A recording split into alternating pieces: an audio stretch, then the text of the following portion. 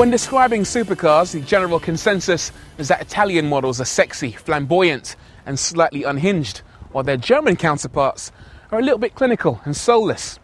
But there is one German supercar, new to the market, that promises to be as flamboyant as the Italians while maintaining their ruthless German efficiency. It's the Mercedes SLS AMG. It has all the necessary ingredients to challenge the Italians. There's a sleek silhouette, a big V8 engine, not to mention a frightening £160,000 price tag.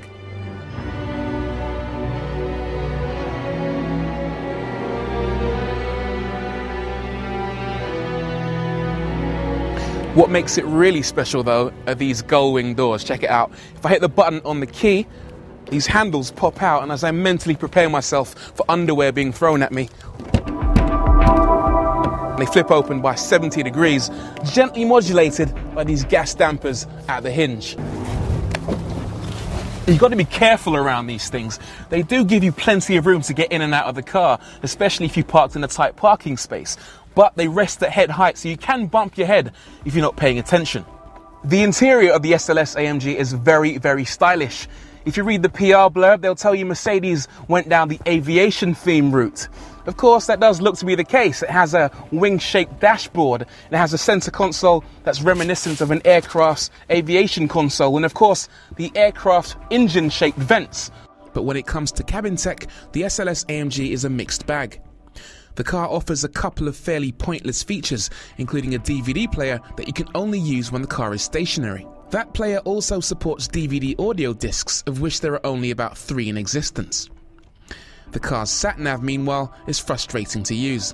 It doesn't allow full 7-digit postcode entry. The maximum number of digits you can enter is 5, meaning you'll have to waste time spelling out long street names. One thing Mercedes gets right with the cabin tech is the awesome audio system, supplied by Bang & Olufsen. The 11-speaker setup is right up there with the very best high-end factory-fitted audio systems, and it comes as standard on all SLS AMGs. It's loud, punchy, and above all, very accurate, delivering a balanced sound with volume levels that increase or decrease dynamically depending on how much noise there is inside the cabin. It is a beautiful machine. The front has a deranged, wide-mouthed expression, it has a long phallic bonnet, and the overall look is one that's reminiscent of an American muscle car.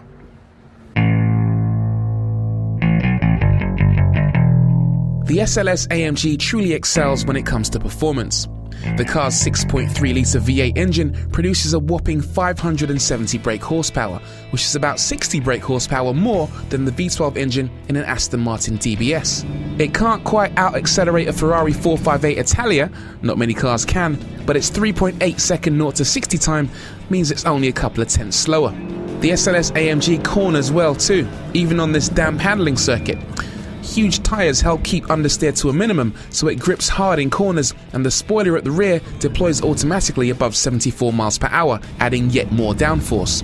It does have a tendency to oversteer though, apply too much power coming out of a bend and the rear end kicks out.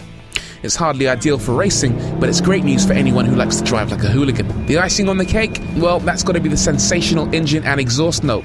Floor the go pedal and it sounds like God gargling. It's a glorious symphony that not many supercars can match. Mercedes, or specifically AMG, has built a very spectacular car.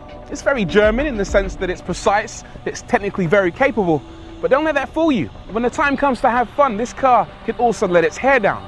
Ferrari and Lamborghini, you better watch out. This thing's on your heels.